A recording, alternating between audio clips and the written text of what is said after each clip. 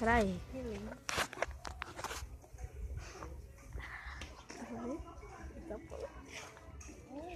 Eita, camaleão grande.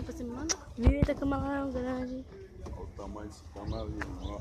Velho, E aí, galera, vocês gostaram desse camaleão?